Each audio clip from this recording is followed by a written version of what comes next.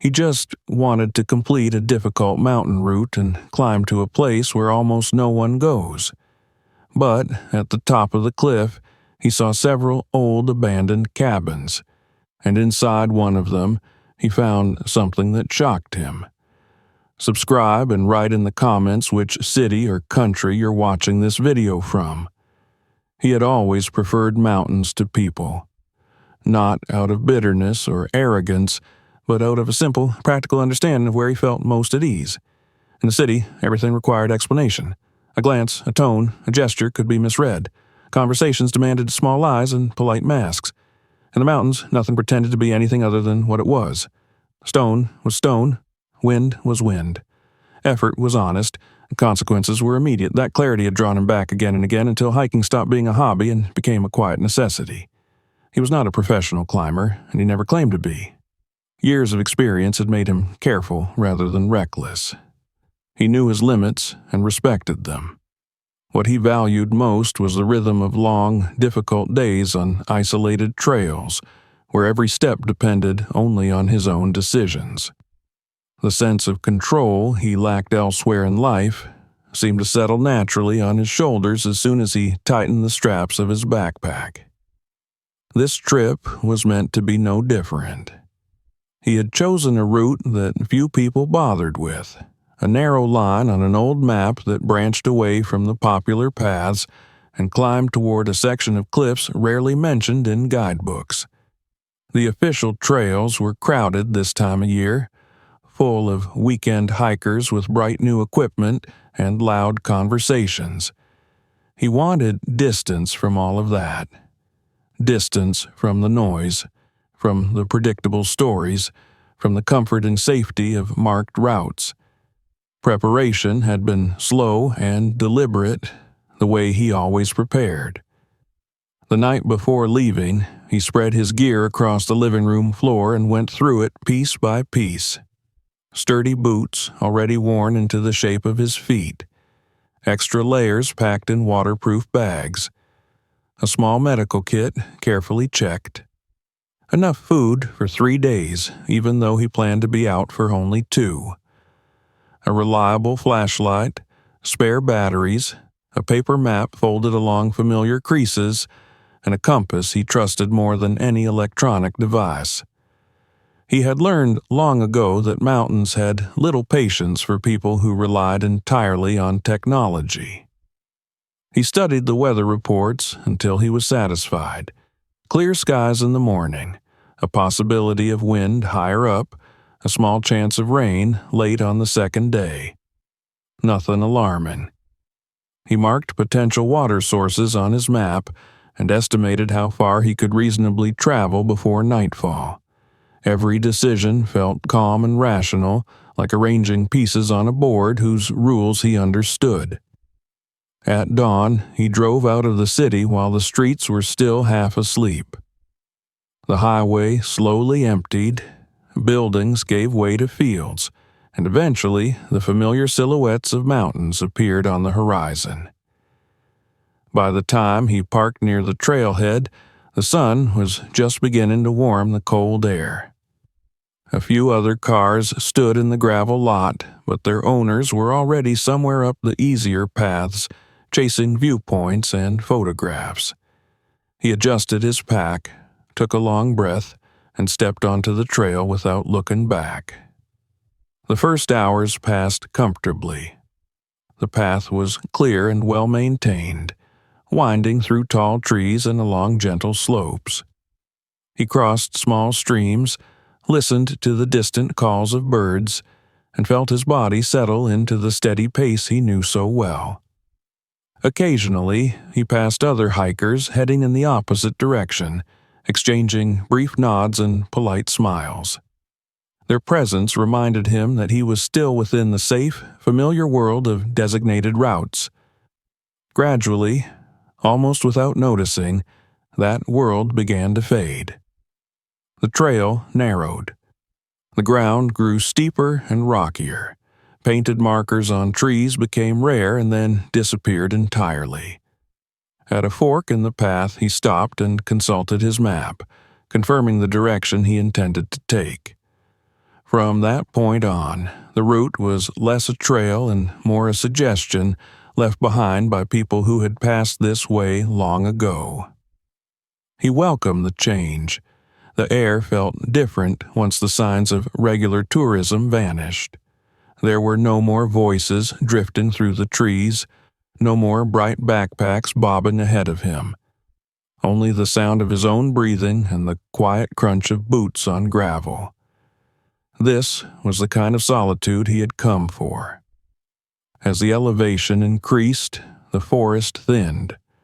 Trees grew shorter and more twisted, clinging stubbornly to rocky soil. The wind became stronger, carrying with it the sharp scent of cold stone. Clouds moved quickly overhead, casting moving shadows across the landscape. He paused often to drink water and study the terrain, choosing his steps carefully. Every decision mattered a little more now. By early afternoon, he reached a stretch of ground where even the faintest trace of a path vanished completely. The map showed a rough direction rather than a clear line, and he followed it with cautious confidence. Scrambling over loose rocks, climbing narrow ledges, he felt the pleasant fatigue of muscles working hard and efficiently. Moments like these reminded him why he kept returning to difficult places. It was around that time that he noticed the first small oddity. High above the last line of trees, he found an old metal nail driven into a weathered piece of wood, half buried among stones. At first, he assumed it was nothing more than debris carried up by some long-ago traveler. But a little farther along, he spotted another sign of human presence, a faint mark on a boulder that looked suspiciously like the scar of an axe. The details were easy to dismiss individually, yet together they felt strangely out of place. He tried to imagine reasonable explanations. Perhaps hunters had once used this area. Maybe shepherds from decades past had climbed this high with their animals. Still, the higher he went, the more difficult those theories became to believe. This was not a convenient or welcoming part of the mountain. Survival up here would require real effort and determination. The climb grew more demanding as the day wore on. Several times he had to use his hands to pull himself up short sections of exposed rock. The wind howled through narrow passages, tugging at his jacket and testing his balance. Far below, the safer trails looked like thin ribbons crawling along the valley floor. From this height, the world seemed distant and insignificant. Despite the challenges, he felt calm. Years of experience had taught him to read his own limits. He moved carefully, taking short breaks, paying attention to the subtle signals of fatigue. The mountains had a way of punishing pride, and he had no desire to prove anything to anyone. Late in the afternoon, as he rounded the edge of a jagged cliff, he stopped suddenly. At first he thought his eyes were playing tricks on him. The light was strange up here, bouncing off pale rock and shifting clouds. But when he focused again, the shapes remained exactly where they were. Ahead of him, built directly into a narrow stone ledge, stood several small wooden cabins. For a long moment, he simply stared, trying to make sense of what he was seeing. The structures were old, their boards darkened by years of wind and weather. Roofs sagged slightly, and walls leaned in ways that suggested age and hardship. Yet they were undeniably real, unmistakably crafted by human hands. Their location made no logical sense. The ledge they occupied was high above any reasonable path, surrounded by sheer drops and unstable rock. Transporting materials to such a place would have been incredibly difficult. Living there would be even harder. No road could reach it. No easy trail led to its doorsteps. He felt a faint stir of unease mixed with curiosity. Abandoned huts were not unusual in remote regions, but these were different. They were not scattered shelters or temporary camps. They looked intentional, carefully positioned, as if someone had chosen this impossible location on purpose. From where he stood, he could see at least 3 of them, clustered together like stubborn survivors refusing to surrender to the elements. The sight was both fascinating and unsettling. Nothing about the scene fit the normal logic of mountain life. He checked the time. There were still a few hours of daylight left. Part of him considered turning back, leaving the mystery untouched and continuing with his original plan. But another part, the part that had always pushed him toward difficult routes and unanswered questions, refused to let him walk away. Approaching carefully, he searched for the safest way across the exposed rock.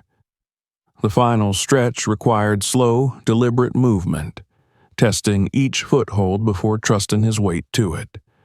Whoever had once lived here must have mastered this dangerous approach.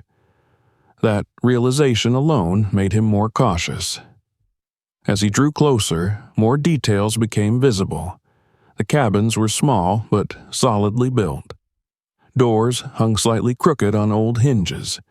Tiny windows stared out over the vast emptiness below. There were no signs of recent activity. No smoke stains, no footprints, no fresh marks on the ground. Yet the place did not feel completely forgotten either.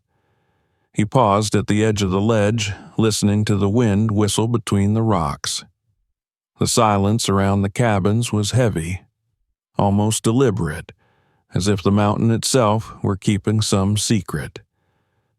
Standing there, alone on that high and lonely cliff, he felt the first real hint that his carefully planned journey had quietly shifted into something very different. What he had expected to be just another challenging hike was turning into a question with no obvious answer. And he was already too curious to turn away from it. For several minutes, he stayed where he was, balanced on a patch of uneven rock, letting his eyes move slowly across the ledge and the cabins, as if staring long enough might rearrange them into something reasonable. The wind pressed and released in pulses, tugging at his jacket and whispering along the cliff face. Far below, the valley looked softened by distance, almost peaceful, as though it belonged to another world that had never heard of such a place. He had seen remote shelters before. He had come across the remains of a shepherd's hut collapsed into grass, and once, years earlier, he had found a half-rotten hunting shack in a ravine that barely appeared on the map. But those were where human logic tended to put them, in places reachable by tired legs and simple necessity. These cabins were different. They were not tucked into a hollow or hidden behind trees. They were perched on a narrow shelf of stone, exposed to weather so high and so inconvenient that the act of building them seemed like a stubborn argument against common sense. He forced himself to stop staring and start observing the way he did when he was uncertain about a route. He lowered his breathing, steadied his stance, and began to study the structures from a distance as if they were part of the terrain. The first thing he noticed was placement. Whoever had chosen this ledge had chosen it with intelligence. The cabins were set slightly back from the sheer edge, where the wind would be less direct, and angled so that snow sliding off the roofs would spill outward rather than pile against the doors. They were not arranged randomly. The cluster had a purpose, a pattern that suggested someone had lived here long enough to learn what the mountain did in different seasons. The second thing he noticed was the wood itself. It was dark, almost black in places, and polished by years of weather. Some boards were warped but not split. That meant maintenance. That meant repair. A truly abandoned cabin left to the mountain would be eaten quickly. Here, the walls still held their shape. The roofs sagged, yes, but they had not collapsed. The doors were crooked, but they remained attached, and someone had reinforced them at some point with additional planks and metal straps. These were not ruins from a century ago. These looked old, but not ancient. He felt the first real edge of unease creep into his chest, not as panic, but as a sober calculation. He was alone. The approach to the ledge was narrow and exposed. If someone were here now, he would have little room to run and fewer places to hide. Yet, the silence did not feel like the silence of presence. It felt like the silence of distance, of a place too forgotten for sound to have any business surviving in it. He shifted his weight and took a careful step forward, then another, testing the rock beneath his boots. The ledge did not begin as a flat platform. It was a rough, slanted strip of stone with shallow cracks and uneven bulges that forced him to move slowly. The cliff face to his left rose like a wall. To his right, open air fell away into nothing. He kept his eyes on the rock in front of him and his hands ready to catch himself if a foot slipped. As he advanced, he began to notice small signs that were not part of the cabins themselves, but part of the approach. Near a narrow gap in the rock, he saw a line of stones stacked in a way that did not look natural. They were not a cairn marking a trail for tourists, too low and too careful for that. They looked like something placed quietly, perhaps to indicate where to step when snow covered everything else. A few yards farther, he found an old metal ring embedded in the stone, half rusted, as though it had once held a rope. The ring was worn smooth where friction had worked it for years. Someone had used it repeatedly. Someone had climbed here often enough to leave a trace in iron. He stopped again, turning his head slowly, scanning the ledge, the doors, the shadows beneath the roofs. His instincts urged him to back away and return to safer ground while he still had daylight and strength. But another instinct, the one that had kept him alive in mountains for years, urged him to understand what he was dealing with before moving blindly away. If these cabins belonged to something dangerous, ignoring them would not make them less dangerous. If they belonged to someone lost, or desperate, or hiding, he might be standing near the only evidence of a life that could still matter. He told himself firmly that he would not do anything foolish. He would not step into a cabin if he sensed immediate risk. He would not linger if the weather shifted. He would approach, observe, and then decide. That was the kind of reasoning he trusted. The first cabin stood closest to him, its front wall facing the open valley. Its door was closed.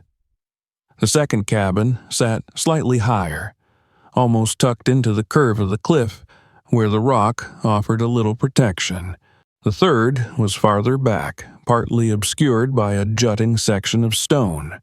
From this closer distance, he could see that the windows were small and reinforced. Not glass, but thick panes or shutters, built to withstand wind and perhaps to keep light from spilling outward at night. He reached the edge of the small clearing between the cabins and paused.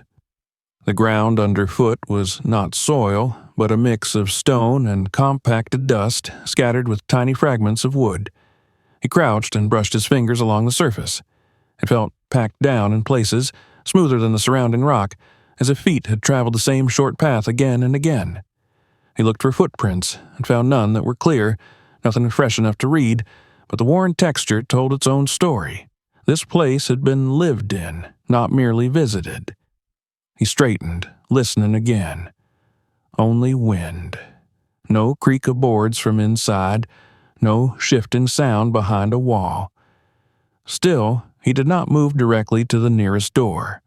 Instead, he walked slowly around the cabin, keeping a careful distance, looking for anything that would explain how the structure had been made and maintained. Along the side wall he found more reinforcement, wooden beams braced against the rock. In one corner, someone had wedged stone between the cabin's foundation and a crack in the cliff, a crude but effective way of keeping the building stable. A person without patience would not do that. A person without long-term intention would not do that. A few feet from the rear wall, he noticed something else. A small scatter of ash, not fresh, but not ancient either. He leaned closer, watching the wind lift a faint gray dust. It might have been old, left from years ago, but the pattern was too neat, too contained. Whoever had made a fire here had done it carefully, as if even smoke was a risk. That thought returned him to the same uncomfortable question. Who would choose to live like this, where warmth was a danger and visibility was a threat? He approached the door of the first cabin and rested his hand lightly on the wood. It was rough, cold, and dry. He hesitated, then pushed gently. The door did not open. He tried again a little more firmly. It remained shut. Either it was swollen and stuck from weather, or it was secured from inside. The second possibility made his pulse tighten. He stepped back and looked at the hinges, then the frame. No obvious lock. No chain. Yet the door held. He moved to the second cabin, the one tucked closer to the cliff. Its door was slightly ajar, only a thin, dark line visible between the frame and the wood. He stood there, breathing, his senses sharpening as if his body was preparing for something it could not name. He pushed the door open slowly. The sound was quiet, just a soft scrape of wood and hinge, but in the vast stillness it felt loud. He held his breath for a moment, waiting for any response. Nothing came. The darkness inside remained still. He leaned forward, letting his eyes adjust, and then stepped over the threshold. The first impression was not of decay, but of deliberate simplicity. The cabin was small, the air inside dry and faintly scented with old smoke and timber. Light entered through a narrow window, painting a pale rectangle across the floor. The furniture was minimal. A narrow bed frame made from rough boards sat against one wall with what looked like a folded blanket or bedding, faded and worn. A small table stood near the window. In one corner, an iron stove rose like a black silhouette, its surface dulled by years of use.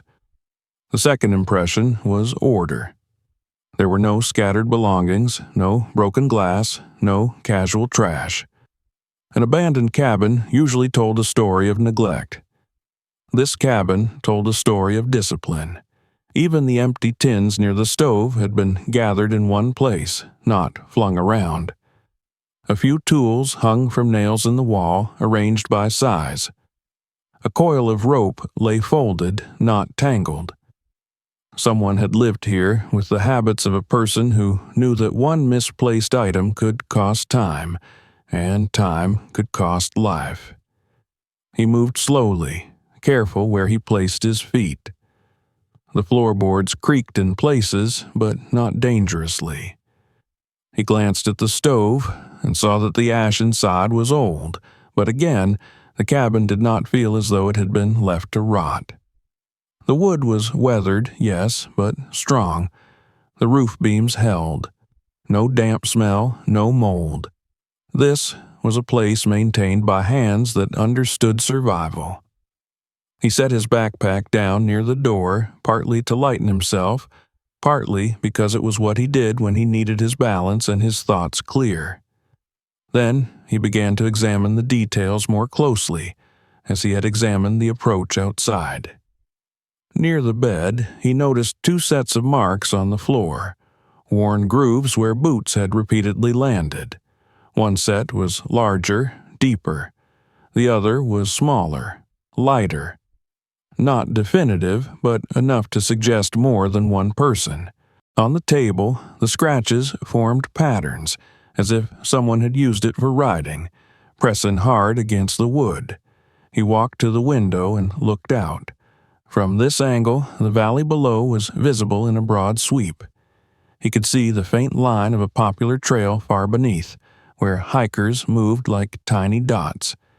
It was a perfect vantage point, not for beauty, but for watching. That thought landed heavily in his mind. Whoever had built these cabins had chosen a place that allowed them to see without being seen. He turned away from the window and continued his slow survey. Near the stove, he found a small shelf with a few items: a worn tin cup, a cracked bowl, a folded piece of cloth. Ordinary things, yet the way they were placed, the fact that they had not been knocked over or taken, suggested that whoever used them had intended to return, or had been forced to leave in a hurry. But there were no obvious signs of panic, no overturned chair, no torn fabric. The cabin felt like someone had closed it carefully and walked away. The question of time began to press at him. How long ago? A year? 5 years? More? The wood could look like this after decades at high altitude, but the order inside, the lack of rot, felt more recent. He listened again and heard only wind. His eyes drifted to the wall behind the stove. A section of boards there looked slightly different, darker, as if it had been handled more. He stepped closer. The seam between two boards was thin, nearly invisible, but it caught the light in a way that made him pause. He ran his fingers along it and felt a slight give. Not a loose board from decay, but something that had been fitted to move. He hesitated. Every rational part of him argued that he should stop. That curiosity in isolated places led to mistakes.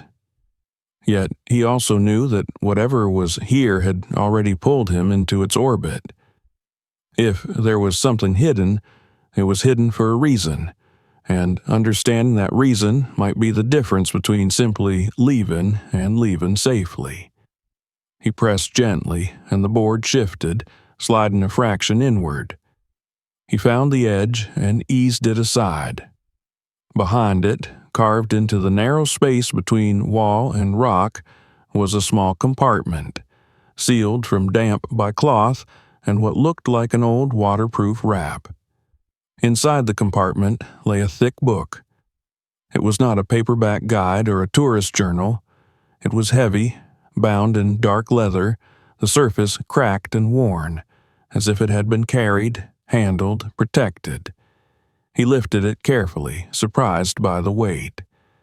For a moment, he simply held it, feeling the solidity of it in his hands, as though it was less an object and more a condensed piece of someone's life. He carried it to the table and set it down.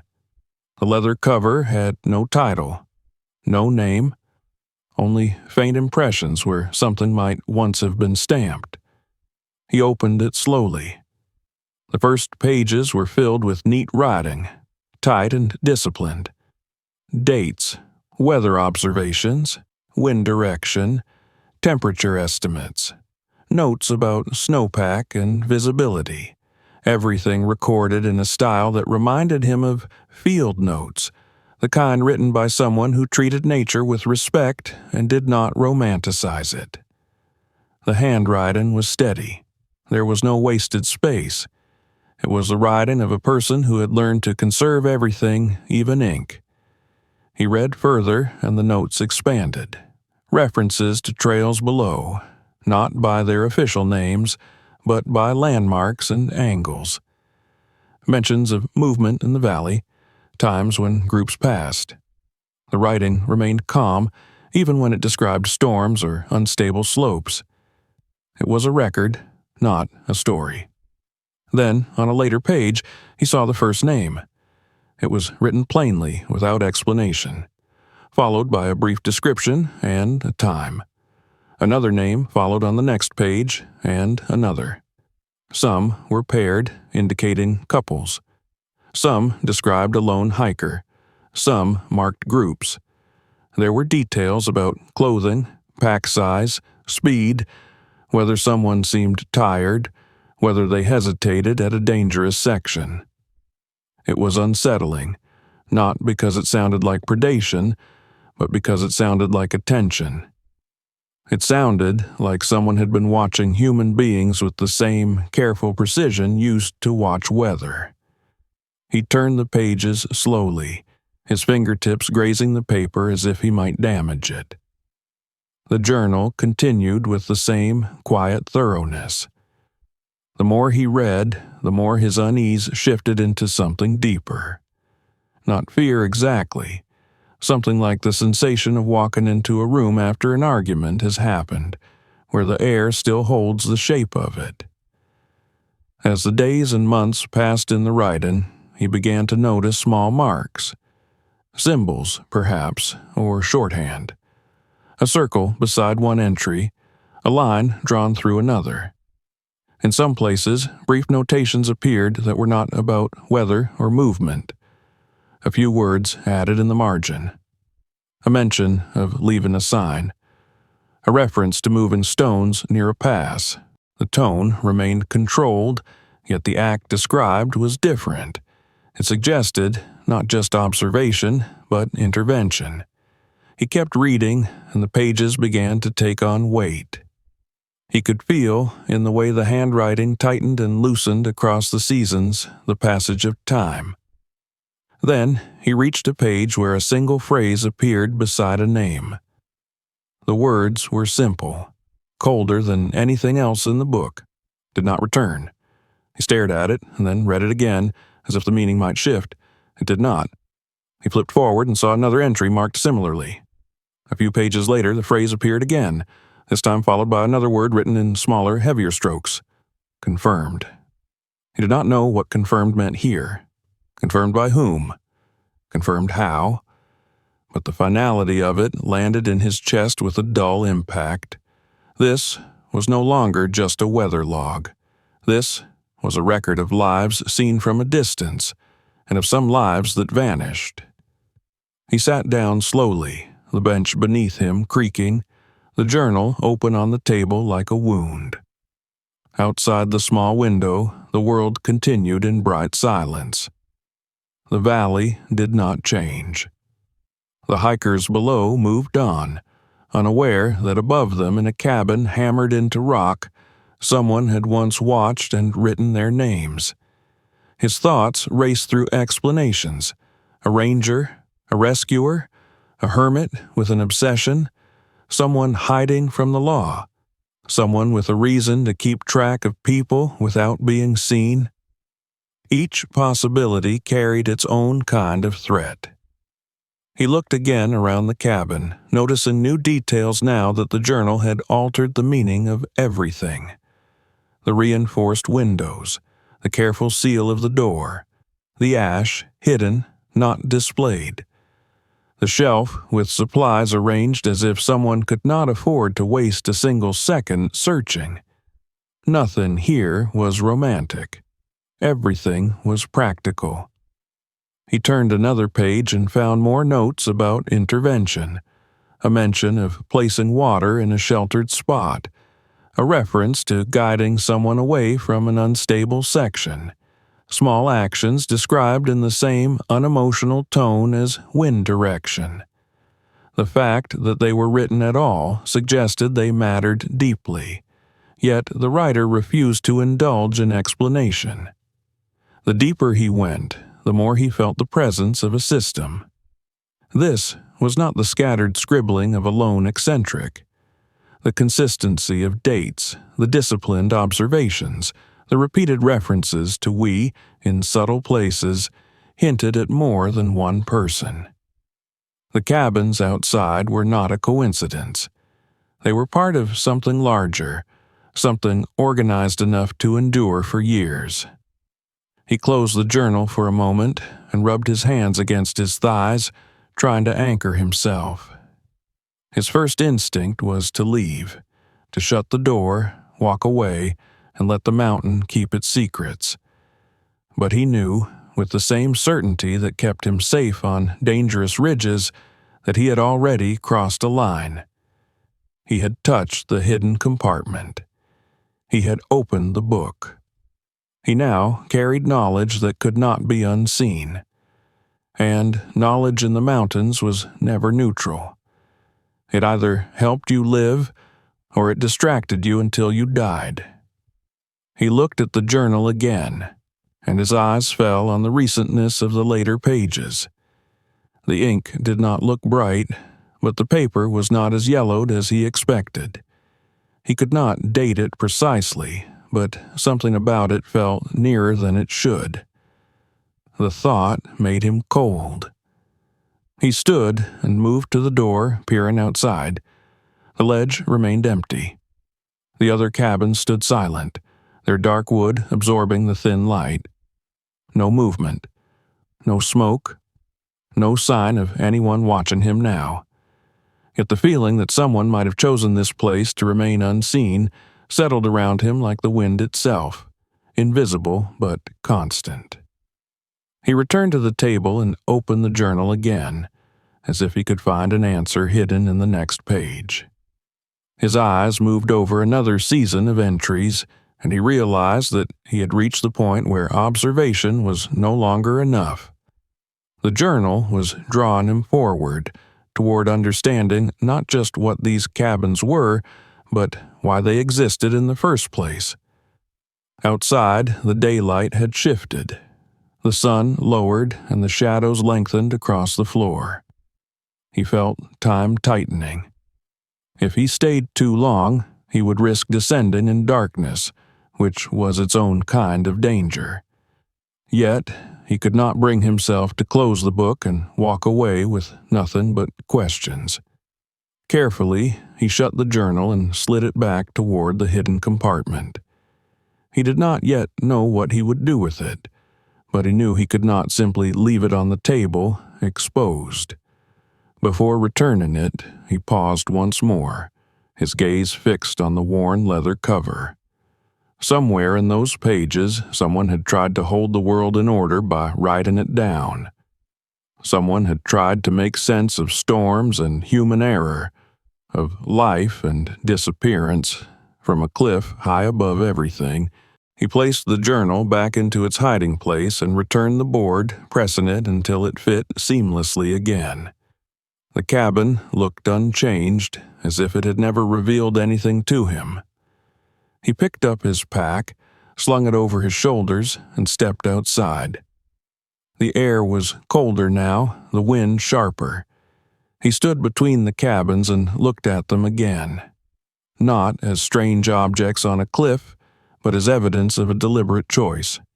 Whoever had lived here had done so with intention. Whoever had written that journal had watched human beings with enough care to remember their names, and with enough burden to mark some of them as never returning.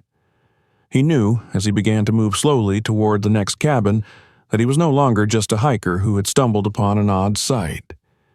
He was a witness to something unfinished, and whatever explanation existed for these cabins, it waited somewhere deeper within them, pressed into the wood and stone, held back for those reckless or responsible enough to look. He stepped out of the first cabin with the journal's weight still lingering in his thoughts, even though it now rested once again behind its hidden board. The discovery had changed the air around him.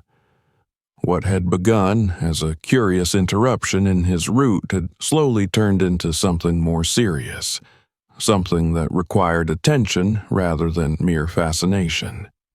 The ledge no longer felt like an odd ruin forgotten by time. It felt like a place that had been deliberately constructed for reasons he was only beginning to understand. Standing between the cabins, he allowed himself a long breath and forced his mind back to practical matters. The light was slowly shifting toward evening, and he needed to decide what he would do next. Turning back immediately would be the safest option. He could descend before the temperature dropped too far and be back on familiar ground by nightfall. Yet, he knew he would never forgive himself if he left without understanding more. Whatever story existed here did not belong to him, but he had already become part of it simply by opening that hidden compartment. He moved toward the second cabin, the one positioned closer to the curve of the cliff. The door hung slightly open, and as he approached he noticed that its hinges were newer than those on the first structure, replaced at some point with stronger metal. That detail alone told him something important. Maintenance. Care. These buildings had not been abandoned carelessly. Someone had invested time and effort to keep them standing. Pushing the door wider, he entered slowly, allowing his eyes to adjust once more to the dim interior. This cabin was arranged differently from the first. The space was narrower, with shelves built along one wall and a workbench beneath the window. Tools lay neatly across the surface, not scattered as in a forgotten shed, but placed with the precision of a workshop. He saw a hammer worn smooth at the handle, a small saw, lengths of rope coiled with careful discipline, and a collection of nails sorted by size in small tin containers. He ran his fingers along the edge of the bench and felt grooves where years of work had left their marks. Someone had repaired boots here, mended clothing, sharpened blades. The air smelled faintly of oil and wood dust rather than smoke. This was not a living space, he realized. It was a functional room, a place dedicated entirely to keeping the rest of the cabins operational. Against the far wall stood a small cabinet, its door closed with a simple latch. Inside, he found more practical supplies, spare lengths of wire, a few rusted hinges waiting to be reused, rolls of cloth, and a small box containing needles and thread. Nothing expensive, nothing luxurious. Only the bare essentials required to survive in a harsh environment without access to outside help. What struck him most was the sense of organization. Even after who knew how many years, the tools had not been abandoned in chaos. They were arranged as if the person who last used them had expected to return the next day. The thought made him pause. Abandonment usually left a certain kind of mess behind. Here there was no such disorder. Everything suggested an intentional departure rather than a gradual fading away. He walked to the small window and looked out again toward the valley. From this cabin, the view was slightly different, angled more toward a specific section of trail that twisted between two rocky outcrops. It occurred to him that each structure had been placed to observe a different approach. The realization added another layer to his understanding. Whoever had lived here had planned their vantage points carefully, choosing where to watch the world below with quiet precision. On a low shelf, he noticed a few personal items. A metal cup with a dented rim, a folded scarf faded almost to gray, a pair of gloves patched so many times that the original fabric was barely visible. These things felt more intimate than the tools, small traces of real human presence. He imagined someone sitting on a stool in the evening, mending torn fabric while the wind rattled the walls, living a life reduced to necessities and routine. He found no second journal here, no hidden compartments. The cabin seemed dedicated solely to work, yet even without written records, it told its own story. The people who had occupied this ledge had not been careless wanderers. They had been practical, disciplined, and prepared to endure long seasons in isolation. Leaving the workshop cabin, he turned his attention to the third and final structure. This one stood farther back against the cliff, partly sheltered by a natural overhang. Its position gave it more protection from the elements, and he suspected it might have been the main living quarters. The door creaked when he opened it, a deeper sound than before, as though the wood itself was older. Inside, the space felt warmer, more lived in. Two narrow beds stood against opposite walls, each covered with rough blankets. A larger table occupied the center of the room, its surface scratched and worn. Above it hung a small shelf with a few battered books, their titles faded beyond recognition. For the first time, he felt as if he had stepped into a place where actual daily life had unfolded.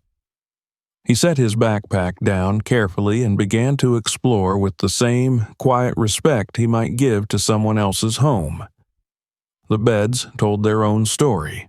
One was slightly larger, the other narrower.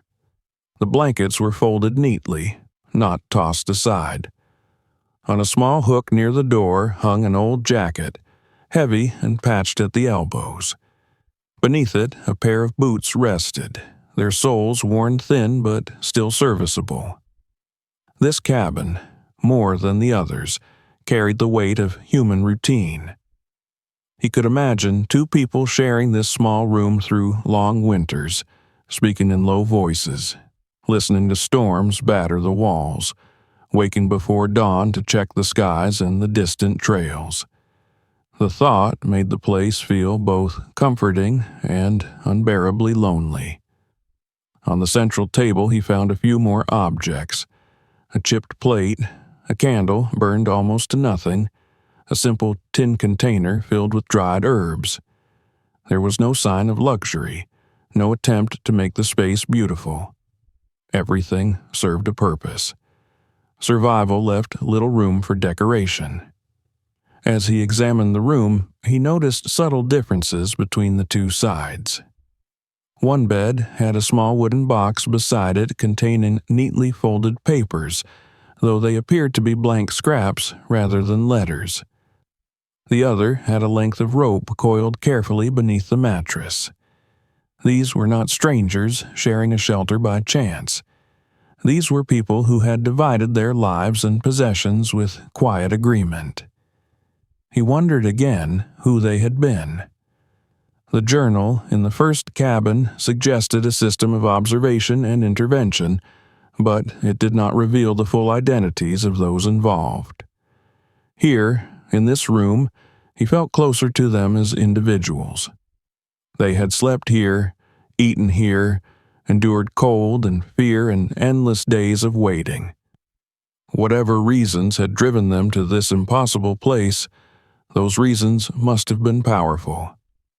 Near the rear wall, he found a small stove similar to the one in the first cabin, though this one showed more signs of use. The metal was darker, the ashtray fuller. Someone had spent many nights feeding this stove with whatever fuel they could gather, fighting against the relentless cold that came with altitude. He imagined the effort required simply to stay alive through a long winter on this ledge, cut off from the world below. What puzzled him most was the absence of any personal records. No photographs, no letters, no items that might reveal names or past lives. It was as if the inhabitants had deliberately erased every trace of who they had once been.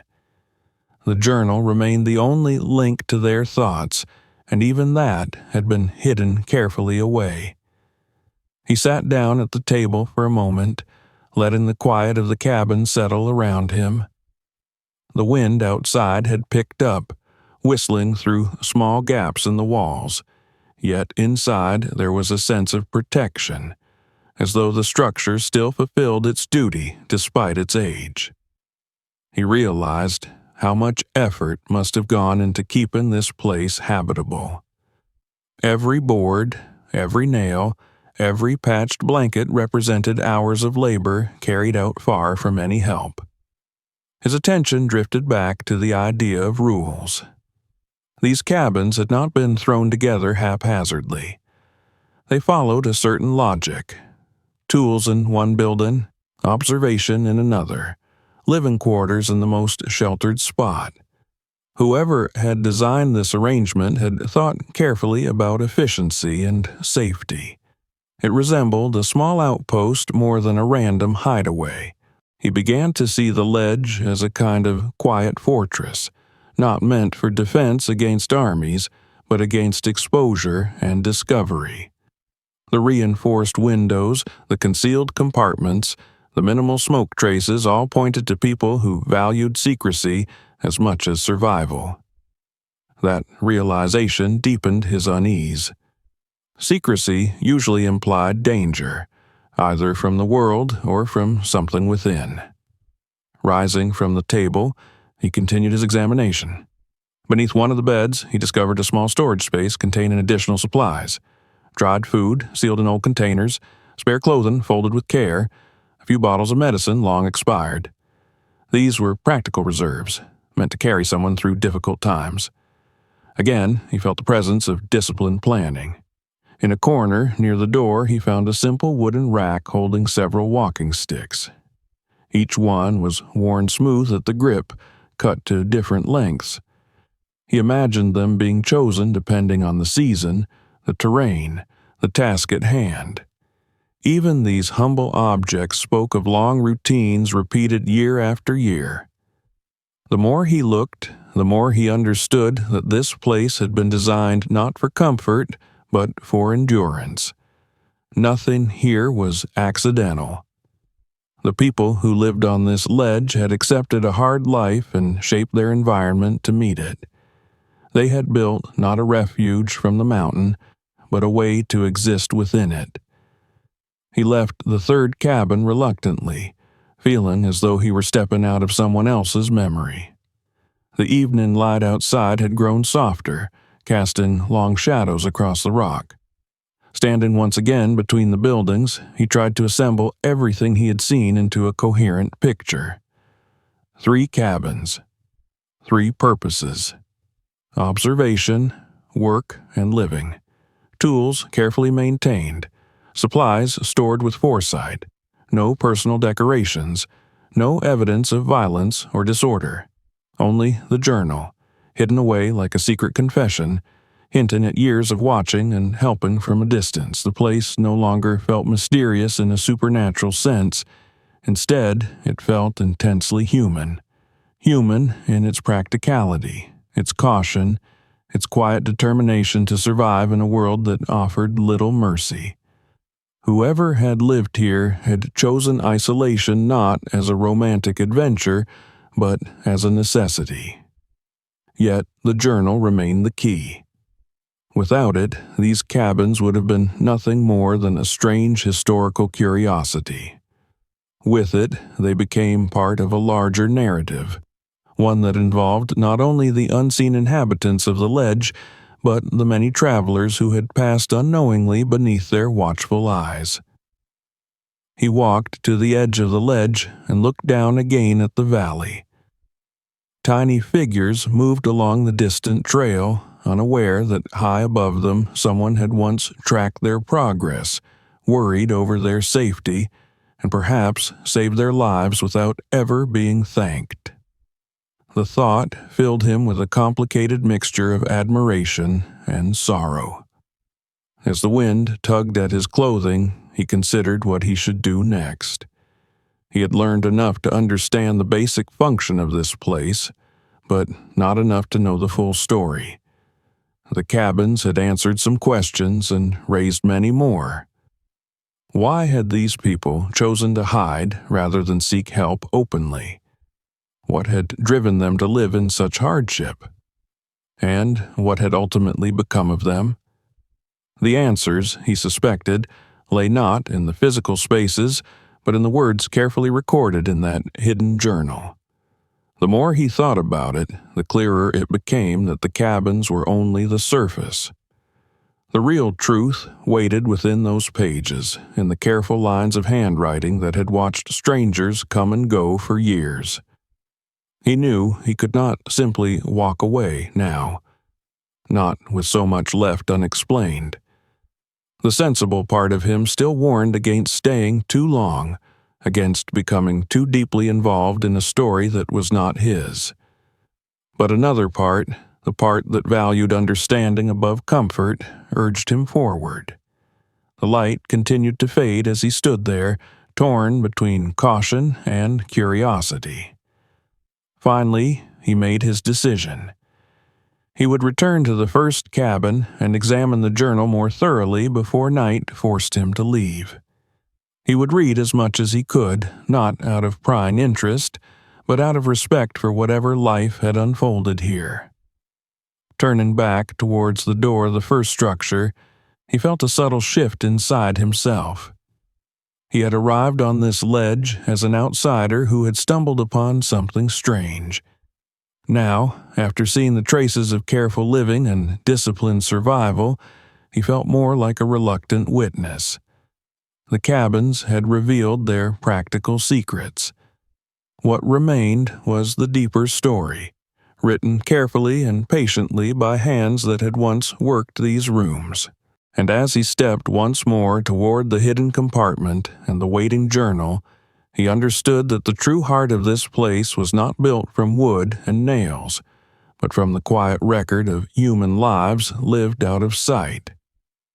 When he stepped back into the first cabin, the air inside felt different from before, heavier with meaning now that he had seen the other rooms and understood the deliberate order of the place. The simple walls, the narrow bed, the iron stove no longer appeared as random remnants of an abandoned shelter.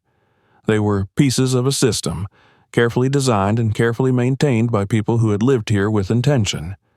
The journal, hidden behind the loose board, was the center of that system, the silent heart around which everything else had turned. He set his backpack beside the door and sat again at the small table where he had first opened the book. Outside, the light was thinning, but there was still enough day left to read without a lamp. He pulled the board aside once more and lifted the heavy volume from its hiding place. The leather felt cool and worn beneath his fingers, softened by years of handling. For a moment, he only looked at it, aware that what he was about to do would pull him deeper into a story he could no longer escape. Opening to the first pages again, he began to read with greater attention than before. Now that he understood something of the lives lived in these cabins, the early entries took on new clarity. The structure of the journal was precise and almost clinical. Dates were written at the top of each page, followed by short notes about weather conditions, visibility, and wind. The handwriting was consistent and steady, showing no hurry and no wasted emotion. Whoever had written these lines had treated the act as a daily duty rather than a personal diary. As he turned the pages, he noticed how carefully organized everything was. Certain symbols appeared repeatedly, marking types of weather or levels of risk. There were small drawings of arrows to show the direction of storms, tiny sketches of clouds, and simple marks to indicate snowfall. It was less a narrative and more a logbook, the kind of record kept by someone who believed that accurate observation could save lives. The first several months contained nothing but these environmental details. No names, no stories, only the slow rhythm of seasons passing high above the valley. Yet, even in those dry entries, he sensed purpose. These people had not chosen this place merely to hide. They had chosen it to watch. Gradually, the focus of the journal expanded. Alongside the notes about weather began to appear brief descriptions of movement below. A group of 3 passed along the eastern trail at midday. A lone hiker paused near the river at sunset. 2 figures turned back early because of wind. The language remained simple and detached, but the intent was unmistakable. The writers were not only surviving here, they were paying attention to the world beneath them with quiet discipline. He imagined the scene as it must have unfolded year after year. Someone standing at the small window with a pair of tired eyes, looking down at tiny figures crawling through the vast landscape, making careful marks on paper while storms rolled across the peaks. It felt almost like the work of unseen guardians, though the journal itself never used such romantic words. Further into the book, he found the first direct references to action. A short line mentioned leaving a mark on a dangerous section of path after noticing an inexperienced traveler heading that way. Another entry described moving a loose stone that might have caused a fall. These were small acts, barely worth a sentence, yet they revealed a significant change. Observation had slowly turned into quiet intervention. The more he read, the more he understood the discipline behind those actions. The journal never bragged. It never claimed heroism. It simply recorded what had been done, as if the act of helping others was as ordinary as noting the temperature. Whoever lived here had helped without expectation of thanks or recognition. They had helped because they believed someone needed to. Names began to appear more often as the years passed. Sometimes only a first name, sometimes a full description detailed enough to recognize a person on sight. He read about families with heavy packs, about couples arguing on steep climbs, about solo travelers who moved too fast for their own safety. Each entry was calm, measured, and strangely compassionate. The writers did not judge the people below. They simply watched them with the careful attention of those who understood how quickly a small mistake could become a tragedy. Then he reached the pages that had unsettled him earlier, the pages where the tone shifted. Among the neat observations appeared brief, painful lines. A name followed by the simple phrase, "did not return." Another name marked the same way. The first time he had seen those words, they had shocked him. Now, reading them in context, they felt even heavier. He tried to imagine what it must have been like to watch a person disappear into danger and be powerless to change the outcome. To see someone struggle through a storm or vanish behind a ridge and never emerge again. The journal made it clear that these moments had stayed with the writers long after the ink had dried. The calm handwriting could not fully hide the sorrow behind it. Some entries were more detailed. One described a sudden avalanche that swept across a common route. Another mentioned a hiker who ignored clear warnings of weather and continued upward despite obvious signs of trouble. The journal never used emotional language, yet the facts themselves carried enough weight. These people had witnessed more than beautiful views from their high ledge. They had witnessed loss. He paused often while reading, letting the silence of the cabin fill the space between paragraphs. Outside the window, the sky had begun to glow with the soft colors of evening, but he barely noticed. The pages held him with a quiet intensity that felt almost like conversation with someone long gone. As he moved deeper into the book, he noticed subtle changes in the handwriting. At certain points, the letters grew slightly different, suggesting that more than one person had contributed. The journal had been a shared responsibility, passed from hand to hand like a torch. That realization strengthened his sense that this place had once been home to a small community rather than a single lonely figure. There were hints of internal life as well, brief references to sickness, to difficult winters, to arguments resolved in a few careful lines. Nothing was explained directly, yet he could feel the human drama hiding between the rows of dates and weather reports. These people had lived close together under extreme conditions. Their lives must have been shaped by pressures most ordinary travelers would never understand. Occasionally, the journal mentioned decisions made as a group, a new path marked, a supply hidden near a dangerous crossing, a choice to avoid contact with certain visitors. The writers seemed determined to remain unseen, helping only from a distance. He wondered why they had chosen such secrecy. Fear of discovery? Fear of being forced to leave? The book offered no easy answers. One particular entry caught his attention and stayed with him long after he turned the page. It described a young man who had become lost during a sudden storm. The riders had watched him struggle for hours from their hidden vantage point. They had placed markers along a safer route and waited anxiously through the night. In the morning, they recorded simply that he had found his way down and disappeared into the valley, unaware that invisible hands had guided him home.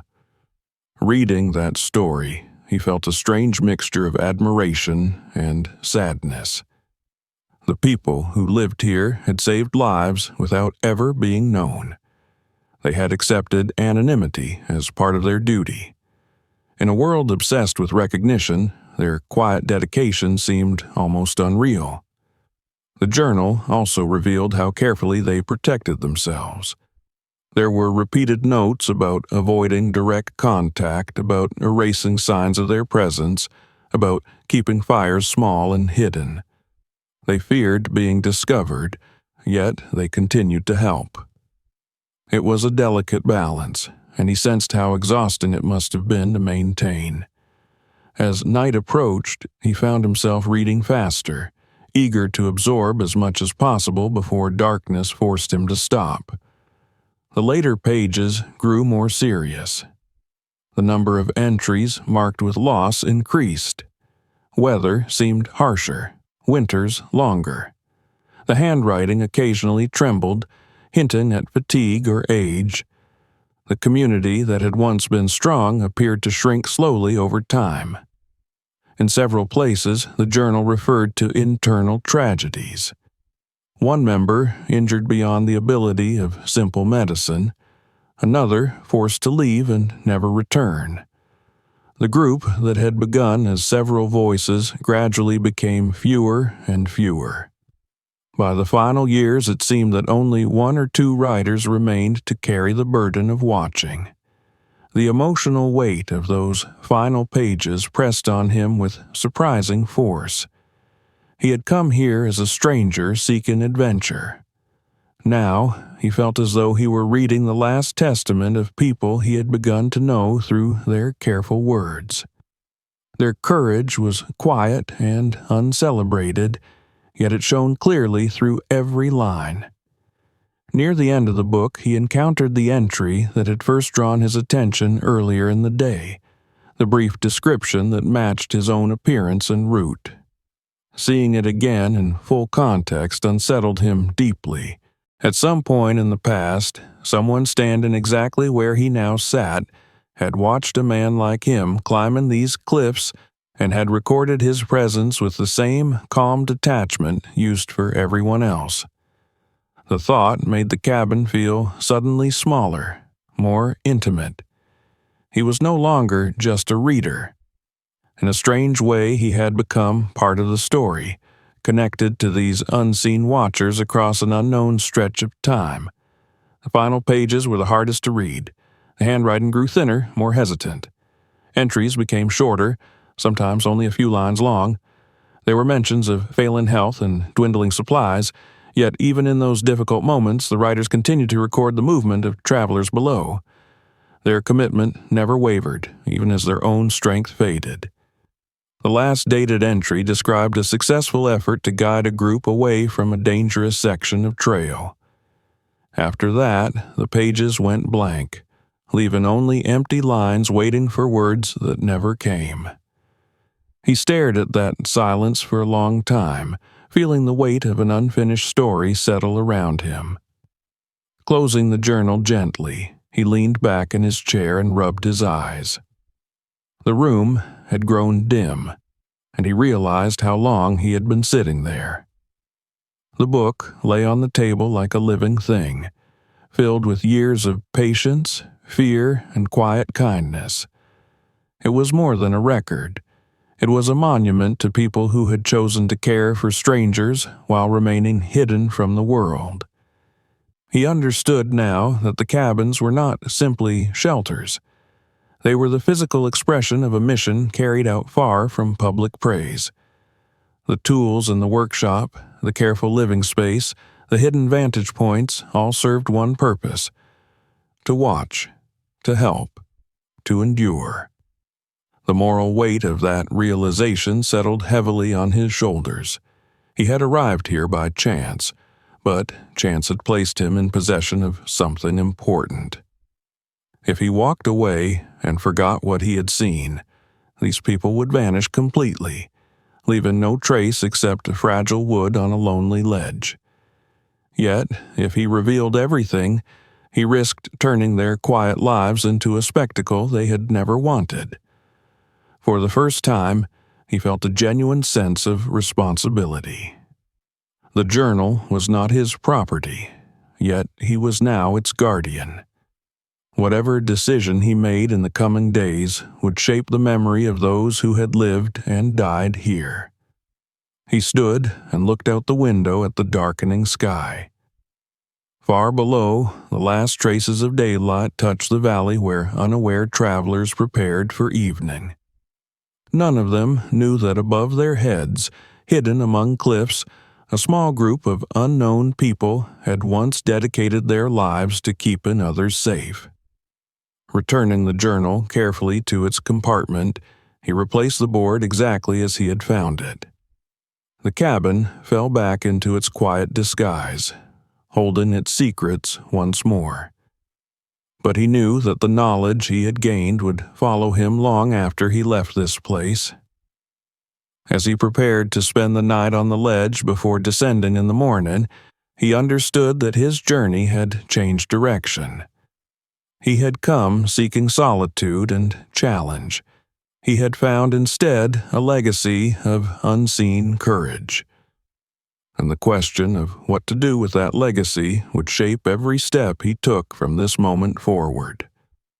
The night he spent on the ledge passed in uneasy fragments of sleep, broken by wind and the unfamiliar creaks of old wood.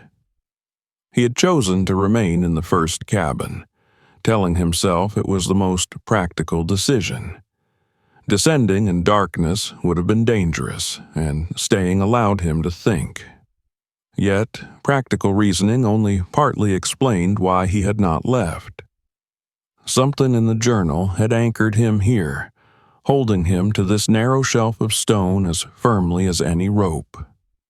By morning, the sky had cleared, washed pale and cold. The valley below lay calm and distant, and for a brief moment he felt almost as though the discoveries of the previous day had been a strange dream. But the cabins remained exactly as they were, stubborn and silent, and the memory of the pages he had read returned with full weight. He knew he could not simply shoulder his pack and continue with his planned route as if nothing had happened. Sitting on the step outside with a cup of water in his hands, he tried to reconstruct the story that lay scattered between the lines of the journal. The pieces were there, though never stated directly. These people had not come to the mountains for adventure. They had come to disappear. He began to see how the pattern fit together. The journal spoke of caution, secrecy, and careful avoidance of contact. The cabins were built in a place almost impossible to reach without skill and determination. Supplies were minimal, luxuries non-existent. Everything pointed to a life chosen not for comfort, but for necessity. Whoever had lived here had needed to be invisible. The word fugitives had hovered at the edge of his thoughts since the first night, but now it settled more firmly. Not fugitives in the dramatic sense of criminals on the run, but people fleeing something quieter and more complicated. False accusations, threats they could not escape. Situations where returning to ordinary life had become impossible. The journal never used such language, yet the evidence was undeniable. He imagined them arriving, one by one, perhaps at different times, each carrying a personal history too heavy to bear openly. The mountains offered what the world below could not: distance, anonymity, a chance to begin again without questions. High above the common roots, they had built a fragile sanctuary where past identities could be set aside. The more he considered it, the more he understood why they had chosen this specific ledge. From here, they could watch the main trails without being seen. They could remain aware of human movement while avoiding direct contact. The place allowed them to stay connected to the world just enough to survive, yet far enough to remain safe from it. It was not a random refuge. It was a carefully selected hiding place. The journal hinted at their reasons without ever revealing them openly. Occasional lines mentioned searches below, or questions asked in the valley. There were references to avoiding certain uniforms and to changing routines when strangers lingered too long.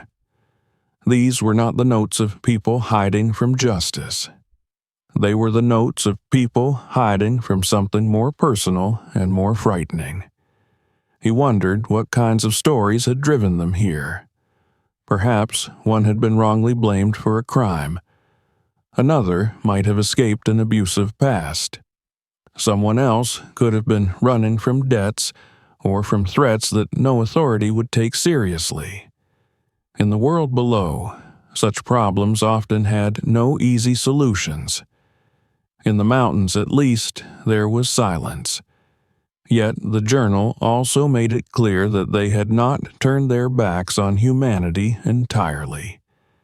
Instead of withdrawing into bitterness, they had chosen to watch over others from a distance. That choice fascinated him more than anything else.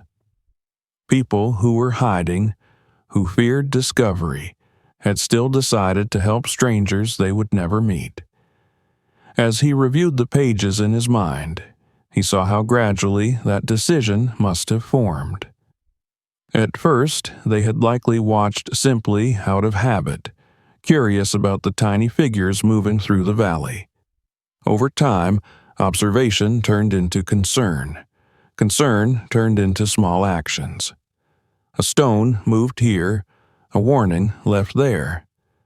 The need to remain unseen had shaped the way they helped, forcing them to become invisible guardians rather than open rescuers. He walked slowly along the ledge, studying the cabins again with new understanding. Every detail now carried additional meaning. The reinforced doors were not only for weather, but for security. The hidden compartment for the journal existed so that no casual visitor would ever learn their secrets. Even the careful arrangement of supplies suggested people who could not risk attracting attention by frequent trips to towns below. The idea of how they survived fascinated him. Living at this altitude required constant effort. Food would have been scarce and difficult to transport. Fuel for the stoves must have been gathered from far below and carried up narrow, dangerous paths. Medical care would have been almost non-existent. Yet they had endured for years, perhaps decades, creating a life balanced delicately between isolation and purpose. He pictured them making cautious descents under cover of darkness or bad weather, gathering what they needed from remote villages without leaving traces of their true home. They would have learned to blend into the background, to appear as ordinary travelers passing through, while always returning to this hidden shelf of rock where their real lives waited.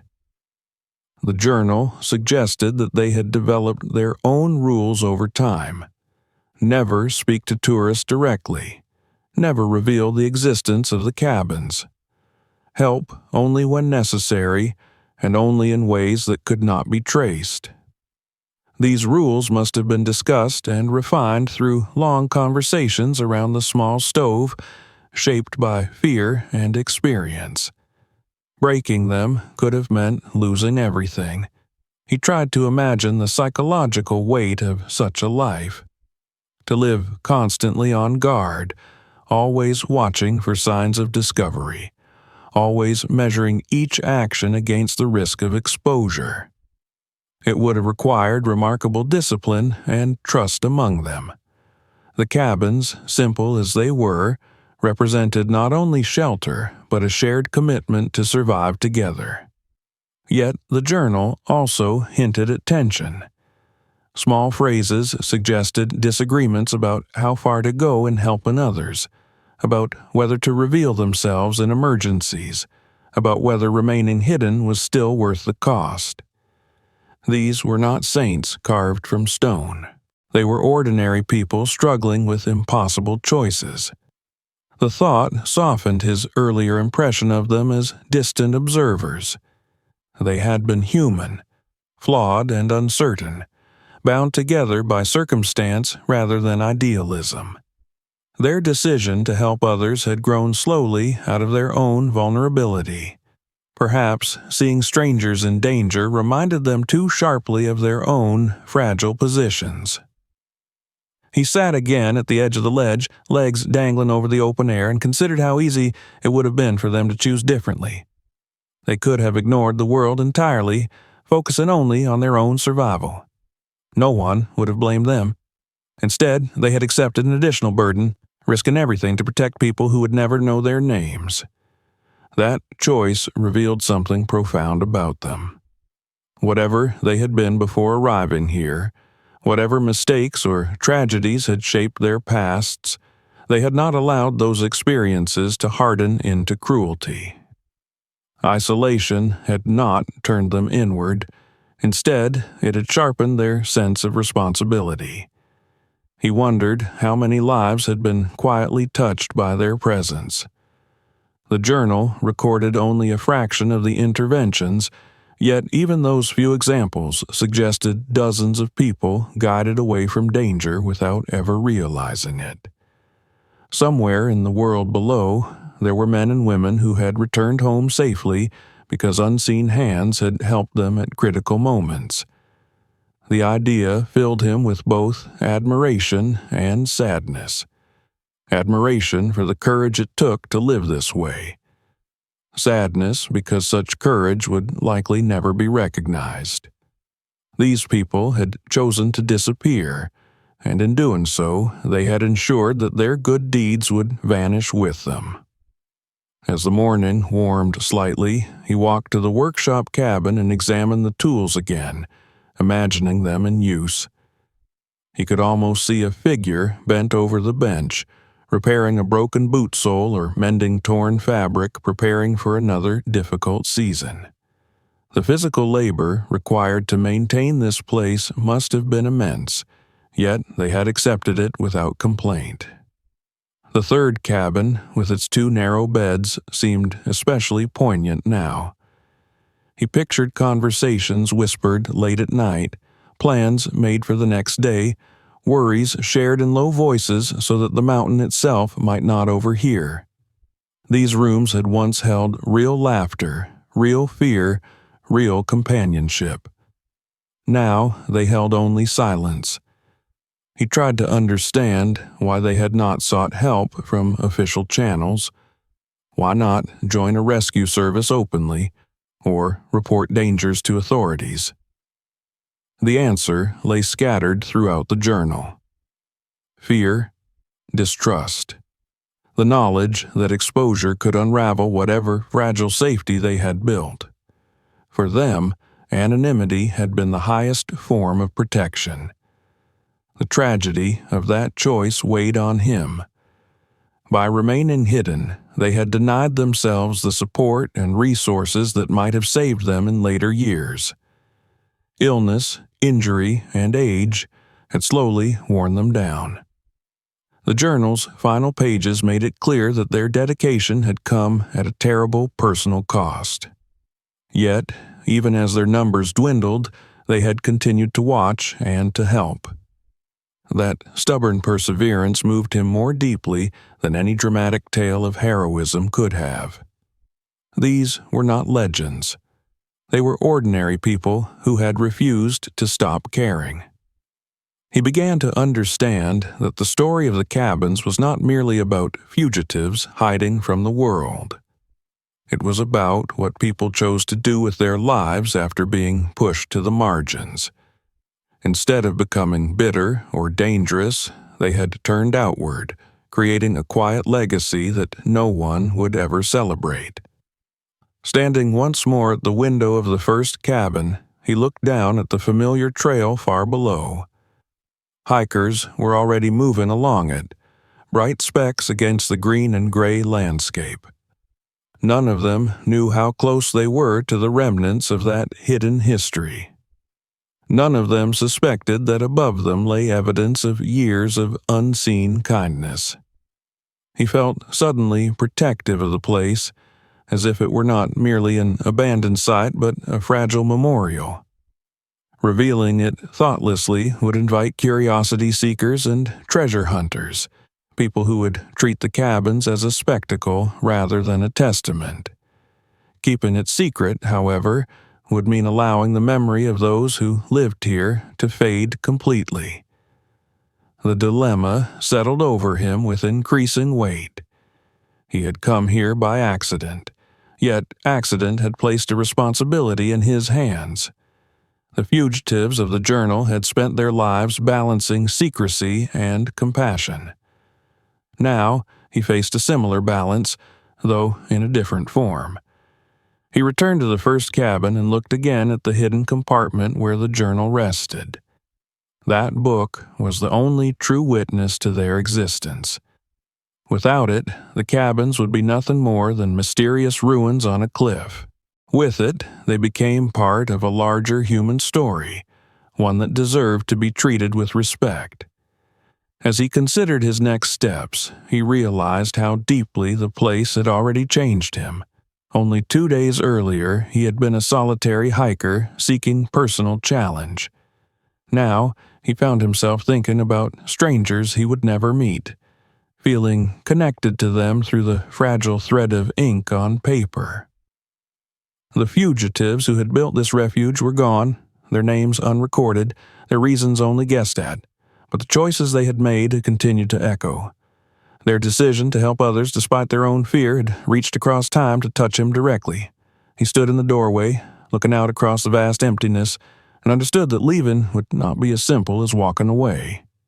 The mountains had given him more than a view and a difficult route. They had given him a story that demanded care. And, as the wind moved softly through the aging boards, he knew that whatever he chose to do next would shape the final chapter of the lives lived here, high above the world that had once forced them to flee. The more time he spent on the ledge, the more clearly he understood that the true purpose of the cabins had never been survival alone. Survival had been the foundation, the necessity, the unavoidable condition of being here. But what gave this place meaning was something gentler and more complicated. The journal had revealed it slowly, line by line, entry by entry. These people had not only hidden from the world, they had watched over it. He woke that morning with the realization already waiting for him, as solid as the cliff beneath his feet. The fugitives, whoever they had been before coming here, had transformed themselves into silent caretakers of the mountains. Their help had not been dramatic. There were no rescues performed in the open, no heroic confrontations with storms, no grand gestures. Instead, there had been hundreds of small, careful interventions so subtle that the people they saved would never know they had been saved at all.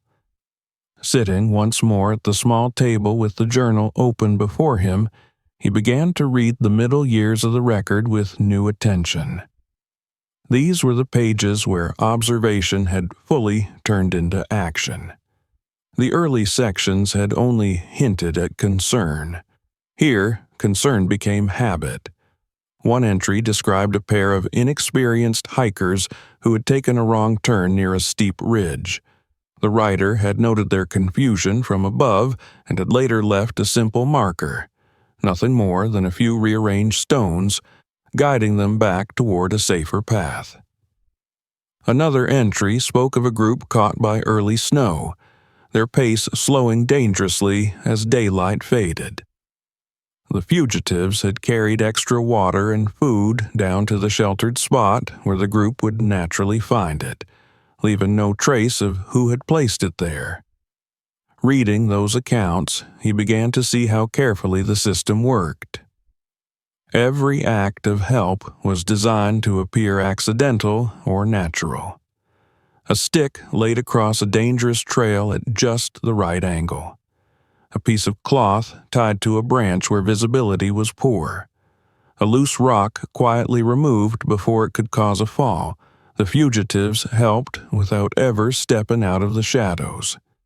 He tried to imagine the patience such work required, to spend long hours watching strangers through a narrow window, to notice their mistakes, to calculate whether intervention was necessary, and then to act in ways that would not reveal their existence.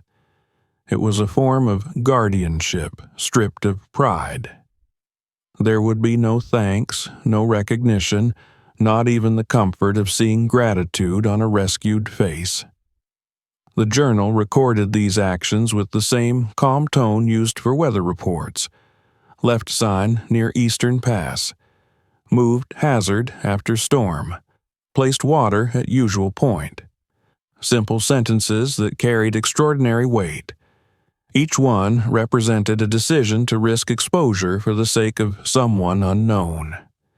He found himself slowing down as he read, pausing after each entry to imagine the scene. A storm rolling in unexpectedly, clouds swallowing the peaks while a lone traveler struggles below. One of the fugitives leaving the warmth of the cabin, pulling on worn boots, stepping carefully along the ledge to place a discreet marker that might mean the difference between life and death. Then returning silently, erasing every footprint, allowing the saved person to believe they had simply been lucky. There was a humility in that process that touched him deeply. In the modern world, help was often loud. People helped in ways that could be photographed, posted, and praised. These unknown watchers had done the opposite. They had helped in ways that erased themselves completely. The journal contained dozens of such stories. Some were minor. A warning scratched into dirt, a safer route subtly emphasized, a fallen tree moved aside. Others carried more tension. In one entry, the writer described guiding a lost hiker through heavy fog, using nothing more than carefully placed stones and pieces of fabric. Another told of dragging a half-frozen man's pack to a spot where he would find it easily after wandering in circles. He realized that the fugitives must have studied the behavior of travelers closely. They understood how tired people thought, how fear affected decisions, how easily panic could take over in the wrong conditions. Their help was never random. It was precise, calculated, and deeply informed by years of watching. There were moments in the journal where the writers admitted their own uncertainty. Should we intervene or wait? Will this be noticed? Are we risking too much? These brief doubts made the entries feel even more human. Helping from the shadows had not always been easy. Every choice had carried consequences. As the years progressed, the system grew more sophisticated. The fugitives developed unofficial stations along dangerous sections, small caches of supplies hidden in places only they knew. They created a network of signs that could be adjusted according to weather and season. The cabins had become the command center of an invisible rescue service. He began to see how much discipline this required. They had to watch constantly without becoming complacent. They had to resist the urge to intervene too openly, even when situations looked dire. Above all, they had to remain unseen, because discovery would have destroyed everything they had built. The moral complexity of their lives fascinated him. These were people who had fled society for their own reasons, yet they had not abandoned social responsibility. In a strange way, they had created a new form of community, one that existed only through acts of kindness rather than conversation. He turned a page and found an entry that struck him more strongly than the rest. It described a young woman traveling alone who had become trapped on a narrow ledge after choosing a risky shortcut. The fugitives had watched her struggle for hours as the sun dropped lower. Finally, unable to bear it any longer, one of them had descended part way and left a rope where she could reach it. The woman had used it to escape and had gone on her way, never knowing that a hidden stranger had waited nearby in case she slipped again. The entry ended with a simple sentence: "We did not sleep that night." Reading those words, he felt the distance between himself and the unknown riders shrink. These were not cold observers. They cared deeply, sometimes painfully, about the people they helped. Their secrecy did not protect them from worry. The journal also revealed how dangerous their work could be. Several entries mentioned close calls, moments when someone nearly spotted them or when weather had trapped them outside longer than planned. Helping others from the shadows required stepping into risk again and again, with no safety net except their own experience. One winter section told of a massive storm that had cut off normal routes for weeks. During that time, the fugitives had worked almost constantly, leaving signs and supplies for desperate travelers while struggling to keep themselves alive. The writer described exhaustion, frozen fingers, and the fear of being discovered by rescue teams searching the area. Yet, even in those harsh conditions, they had continued to help. He wondered how many lives had been quietly altered by such efforts. Perhaps there were people walking the world right now who would never know that an invisible hand had guided them to safety. The thought filled him with a quiet sense of awe. As he read deeper into the later years, he noticed how the tone of the entries slowly changed. The number of helpers had decreased, and the burden on those remaining had grown heavier. What had once been a shared mission became the responsibility of fewer and fewer shoulders. Yet the actions continued. Even as age and hardship took their toll, the commitment remained. There was a particular poignancy in the descriptions of simple gestures. A note about repairing a broken signpost that no one would connect to them. A record of placing fresh water where a dehydrated hiker might find it. These were small kindnesses, almost invisible in the larger world, but here they formed the heart of the story. He realized that the fugitives had created their own code of ethics. Help, but do not reveal yourself. Save lives, but do not seek gratitude. Remain unseen, but never indifferent. It was a difficult balance, one that required constant vigilance and self-control. The more he absorbed, the more he felt humbled by their dedication. He had always considered himself a careful and responsible hiker, but compared to these unknown guardians, his efforts seemed modest. They had turned the act of watching into an art, and the act of helping into a quiet discipline. At times, the journal hinted at moments when they wished they could do more. There were entries describing situations beyond their ability to influence. Storms too fierce, accidents too sudden. Those pages carried a sense of helplessness that weighed on him as a reader. Even with all their effort, they could not save everyone. Yet, they never stopped trying. He closed the book for a moment and stepped outside to clear his thoughts. The day had grown bright, the sky sharp and blue. Far below, a new group of hikers moved along the familiar trail, unaware that they were once again passing beneath the gaze of history. He felt an almost protective instinct toward them, as if he had inherited, at least temporarily, the role once held by the fugitives. Standing there, he understood that the quiet help described in the journal was more than a series of good deeds. It was a way of reclaiming humanity after being forced to live apart from it. By helping strangers, the fugitives had kept themselves connected to the world they had left behind. Their kindness had been a form of survival as essential as food or shelter. Returning to the cabin, he continued reading until the light began to fade again. The later pages grew more sparse, yet the pattern remained. Watch, decide, act carefully, leave no trace. It was a rhythm repeated over years until it became the natural order of their lives. When he finally set the journal aside, he felt as though he had spent the day in the company of invisible mentors. They had taught him, through their quiet example, what it meant to care without reward. Their help had been ordinary in method, but extraordinary in spirit. The realization brought with it a new understanding of his own position. By discovering this place, he had become the only living witness to their work.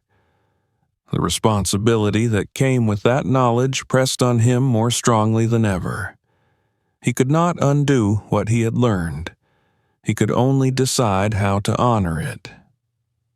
As evening settled over the ledge, he watched the shadows lengthen and thought about the people whose footsteps had once crossed this same stone. Their names were lost, their faces unknown, yet their actions had left a mark deeper than any carving. The quiet help they had offered from this impossible place continued to echo through the mountains. And now, whether he liked it or not, that echo had reached him. By the time he reached the later sections of the journal, the weight of the story had begun to feel almost physical. What had started as a careful record of weather and movement had slowly turned into something heavier, something burdened with years of responsibility. The quiet help described in earlier chapters of the book had been steady and hopeful, but as he read deeper, hope gradually gave way to endurance, and endurance to exhaustion. The pattern of the entries changed almost imperceptibly at first. He noticed it only because he had become so familiar with the rhythm of the writing. Where earlier pages were full and confident, later ones grew shorter. Sentences that once stretched across several lines were reduced to fragments. Observations became more practical, more urgent, as if there was no longer enough time or energy for detail. The first true sign of tragedy appeared without warning. It was only a single line, written at the end of a page in slightly different handwriting, a name he had seen before, followed by the stark, uncompromising words, "Did not return." There was no explanation, no description of what had happened, no attempt to soften the blow. Just a fact, recorded in the same calm tone as a note about wind direction. Yet the simplicity of it struck him harder than any dramatic account could have. He read the line several times, hoping to find something he had missed. But there was nothing more. The next entry returned to routine observations, as if the world had continued without pause. Still, he could feel the emotional weight hidden behind that silence. For the first time, the watchers had become the ones being watched by fate. As he moved forward through the journal, the entries began to reveal fragments of what had happened. The lost member of their small group had gone out during a storm to leave a warning sign for a pair of inexperienced hikers. The storm had worsened unexpectedly, and he had not made it back to the cabins. The following pages spoke of searching from a distance, of hoping for days, of finally accepting what the mountains had taken. The writer never used dramatic language. There were no expressions of grief, no personal reflections. Yet the absence of emotion made the loss feel even deeper. It was as if the survivors had forced themselves to remain calm because calm was the only way to continue. After that first death, the tone of the journal changed permanently. The entries grew more cautious. Interventions were weighed more carefully. Risks were measured with greater hesitation. But the helping did not stop. If anything, it became more deliberate, as though the remaining fugitives felt obligated to continue the work their lost companion had begun. He imagined how that loss must have echoed through the small cabins. One less voice at the table. One less pair of hands to carry supplies or repair broken tools. In a place so isolated, every absence would have been magnified 100 times. The ledge that had once sheltered a fragile community must have felt suddenly emptier, colder, more dangerous. Months passed in the pages. The seasons turned as they always had, yet something fundamental had shifted. The journal mentioned illness more often. Injuries that once would have been minor began to linger. There were notes about aching joints, about weakness, about the difficulty of simple tasks that had once been routine. Another name appeared with the same cruel phrase: did not return. This time there was slightly more detail. The second loss had not come from a rescue attempt, but from the slow wearing down of years.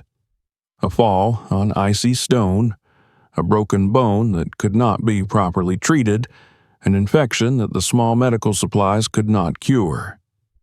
In the world below, help would have been available. Here, high above everything, there had been no one to call. The entry ended with a single word written heavily at the bottom of the page: confirmed. He closed his eyes for a moment after reading that, trying to imagine the loneliness of the person who had written it. To lose a companion in such a place, to be forced to continue living in the same small room where their presence still lingered, must have been a kind of slow torment. Yet the journal showed no surrender. Even as their numbers dwindled, the fugitives continued to watch and to help.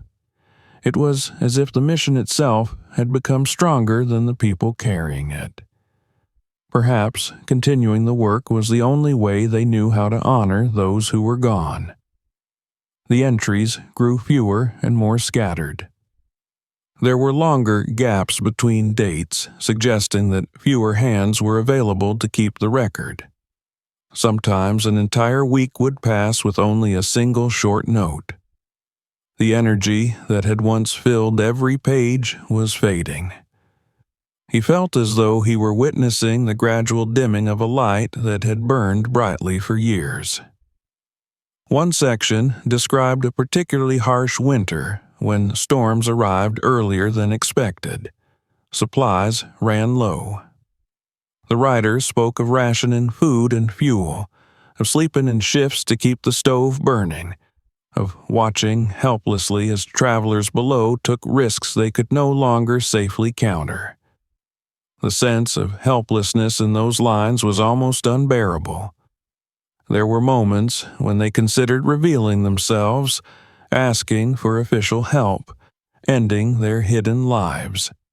But each time, fear or pride or caution held them back.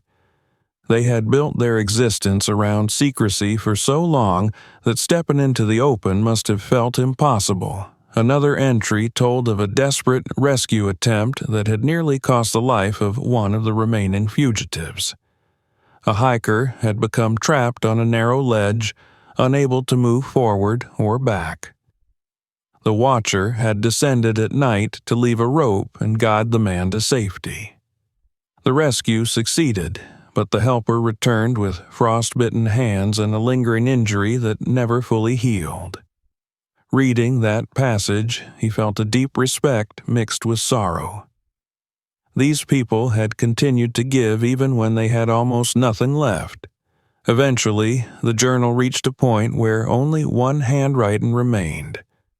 The community that had once filled the cabins with quiet companionship had been reduced to a single survivor. The later pages carried a loneliness so strong that it seemed to rise from the paper itself. The last writer tried to maintain the routine. Weather, movement, occasional interventions, but the effort clearly grew harder with each passing season. There were mentions of failing eyesight, of pain that made climbing difficult, of nights when sleep would not come. He wondered what it must have felt like to sit alone at that small table, listening to the wind outside, knowing that the work could not continue forever. The final tragedy unfolded slowly over many entries rather than in a single dramatic moment. The last fugitive grew weaker. Tasks that once took an hour required an entire day. The journal described attempts to prepare the cabins for abandonment, as if the writer understood that the end was approaching. Yet even then, the helping did not stop. One of the last detailed entries spoke of guiding a group away from a dangerous avalanche zone during an unexpected thaw. The writer admitted exhaustion, but expressed relief that the travelers had passed safely. It was an act of kindness carried out at the very edge of human endurance. After that, the pages became nearly blank. Short notes appeared sporadically, sometimes only a date with no additional information. The once precise record faded into silence. He reached the final written page with a sense of dread. The handwriting there was shaky, but still careful. The entry described watching a lone hiker pass safely through a difficult section. It ended with a simple statement that felt like both a farewell and a confession. If we disappear, no one will know. There were no more words after that. He sat for a long time with the journal open to that last page, feeling as though he had reached the end of a long vigil. The story did not end with heroics or resolution. It ended with quiet acceptance, with the recognition that a lifetime of unseen work might vanish without a trace. The tragedy of it struck him more deeply than any tale of sudden death could have. These people had not only lost their lives in the mountains, they had lost their chance to be remembered. Their sacrifices, their fears, their countless acts of kindness had all been carried out in deliberate obscurity. He imagined the final survivor sitting alone in the cabin, knowing that soon even the journal would remain unread, hidden behind its board. Perhaps they had hoped that someday someone like him would stumble upon it. Or perhaps they had accepted that the world would move on without ever knowing what had happened here. The thought filled him with a quiet determination. Whatever else he chose to do, he could not allow their story to disappear completely. To ignore what he had learned would be to let their tragedy deepen. He closed the book gently and looked around the small room, seeing it now not as an abandoned shelter, but as a witness to years of courage and loss. The walls had held the voices of people who had chosen to help others even as their own lives unraveled. The stove had warmed hands that saved strangers. The narrow window had framed countless anxious watches over the valley below. Outside, the wind moved through the aging boards with a soft, mournful sound. The mountains remained indifferent, as they always did, to the dramas played out upon them. But he was not indifferent. He had been given a glimpse into a hidden chapter of human resilience, and he felt changed by it. Standing at the edge of the ledge once more, he looked down at the familiar trail winding through the distance. Somewhere along that path walked people who owed their lives to those now-gone watchers. They would never know it. But he knew. The tragedy recorded in the journal was not only the loss of individuals, it was the loss of memory, the near erasure of a remarkable story. And that, he realized, was something he might still be able to prevent. As the sun dipped lower and the shadows lengthened, he understood that the final chapter of this place had not yet been written. The fugitives had done what they could in their time. Now the responsibility, in some small way, had passed to him. He closed the door of the cabin gently behind him, carrying with him not just the weight of sorrow, but the fragile beginnings of a decision. The journal lay closed on the table in front of him, its worn cover reflecting the pale morning light that slipped through the small window. He had spent most of the previous day reading and rereading the final pages, absorbing the full shape of the story they contained. Now, with the weight of it settled deeply inside him, he understood that he could no longer pretend to be only a visitor passing through. What he had found on this ledge was not merely an abandoned shelter or a curiosity hidden high in the mountains. It was a record of human lives, of choices made quietly and bravely, of kindness offered without witnesses. And with that discovery came a responsibility he had never expected to carry. He sat for a long time without moving, listening to the familiar sounds of wind sliding along the cliff face. The mountains around him remained vast and indifferent, just as they had been for centuries. But his own world had shifted. The simple plan he had brought with him on this hike no longer mattered.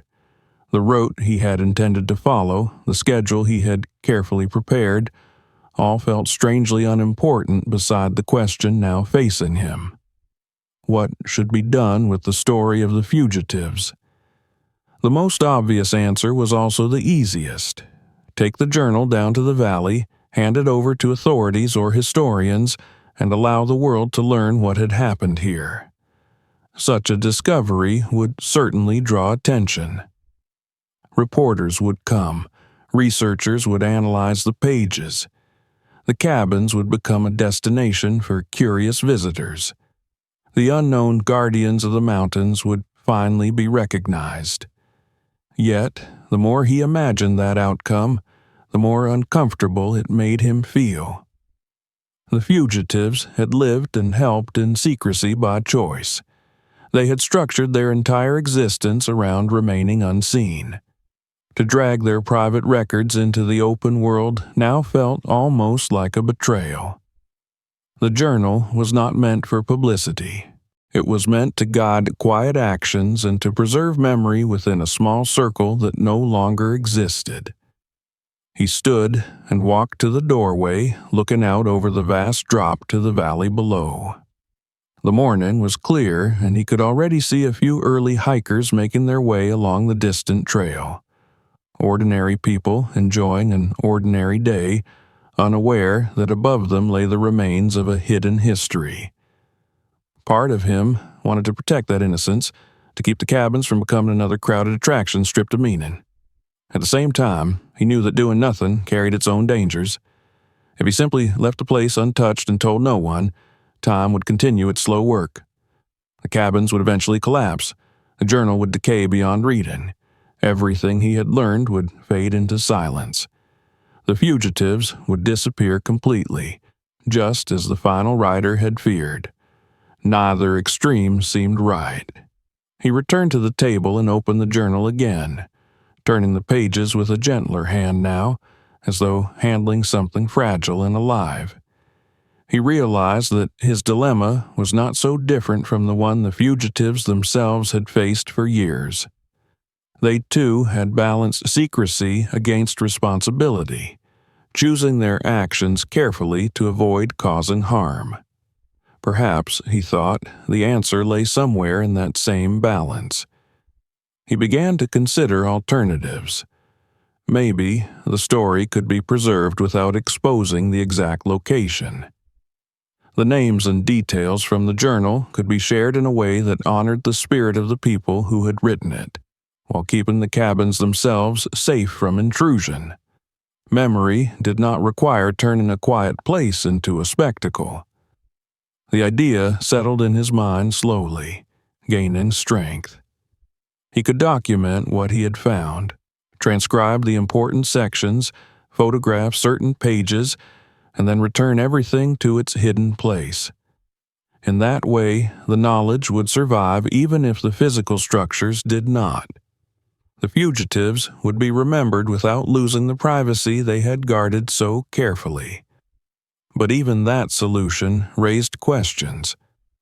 Who should he trust with such information? How could he ensure that others would treat it with the same respect he felt now? Once released, stories had a way of escaping control. He rubbed his temples, feeling the complexity of the problem pressing against him. He had not asked to become the caretaker of someone else's legacy, yet chance had placed him in that role. The mountains had given him a choice, and choices in places like this were never simple. Outside, a gust of wind rattled the loose boards of the cabin, reminding him of the fragile nature of everything around him. Nothing here would last forever. If he walked away without making a decision, the decision would be made by time and weather instead. He thought again about the people whose lives filled the journal. They had not been perfect. They had made mistakes, argued, suffered, and eventually faded away. But they had also done something rare and beautiful. They had cared for strangers in a world that often ignored such kindness. Surely that deserved to be remembered. He realized then that the heart of his dilemma was not really about the cabins at all. It was about the values they represented. If he could carry those values forward without violating the fugitives' wishes, he would be honoring them more truly than any monument or news article ever could. The idea of quiet continuation began to take shape in his thoughts. What if he did more than simply preserve their story? What if he also preserved their purpose? He imagined returning here in future seasons, not as a curious visitor, but as someone quietly maintaining what they had built. A few repaired markers along the lower trails. A discreet cache of emergency supplies placed where they might help someone in need. Nothing dramatic, nothing that would draw attention, just small acts in the same spirit as those recorded in the journal. At first, the thought felt presumptuous. Who was he to step into a role that others had filled for decades? Yet, the more he considered it, the more natural it seemed. He had the skills. He had the respect for the mountains. And now he had the knowledge. Perhaps the greatest tribute he could offer was not to reveal the past, but to extend it. He stood and walked slowly through the cabins again, this time seeing them not as relics, but as tools waiting for use. The workshop with its simple equipment. The living space with its quiet sense of order. The observation cabin with its narrow window looking down on the trails. All of it still capable of serving the same purpose it had once served. Of course, he would not live here as they had. His life belonged elsewhere. But he could visit quietly and respectfully and ensures that the spirit of their work did not die completely. The more he considered this path, the more at peace he felt. He returned to the table and began to plan practically, the way he always planned in the mountains. First, he would make careful notes from the journal, enough to preserve the essential story without removing the book from its home. He would photograph selected pages as a safeguard, keeping them private for now. Then he would restore everything exactly as he had found it. Before leaving, he would strengthen a few of the discrete trail markers he had noticed on his ascent, just enough to reduce the risk of accidents without creating anything obvious. And in the future, he would return when he could, quietly continuing the tradition of unseen help. It was not a perfect solution. No solution could be. But it felt honest. As the day unfolded, he worked slowly and methodically. He copied important passages into his own notebook, careful to capture the tone as well as the facts. He sketched rough diagrams of the ledge and the surrounding routes, not to share publicly, but to guide his own future efforts. Throughout the process, he felt a growing sense of connection to the unknown riders, as if he were joining a conversation that had begun long before his arrival. By afternoon, the practical tasks were complete. The journal rested once more in its hidden compartment. The cabins stood as they always had, silent and watchful. Nothing about the place looked any different, yet everything had changed. He packed his belongings carefully, leaving no trace of his presence beyond a few small repairs that would never be noticed by casual eyes. At the doorway, he paused and looked around one last time, committing the scene to memory. The fugitives had feared that their work would vanish without witness.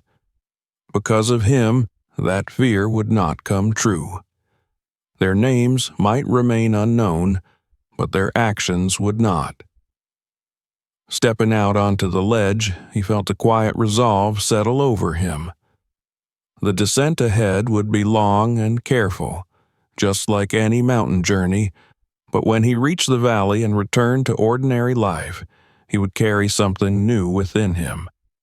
The story of hidden kindness, the example of courage without applause, the reminder that real heroism often leaves no signature. As he began the slow climb down toward familiar ground, he understood that his relationship with these mountains had changed forever. He would return, not seeking adventure, but seeking to continue a small, unseen tradition that mattered more than any summit. High above him, the old cabins watched in silence, holding their secrets with patience. And somewhere within their weathered walls a simple journal waited, no longer alone. If this story made you stop and think, don't let it end here.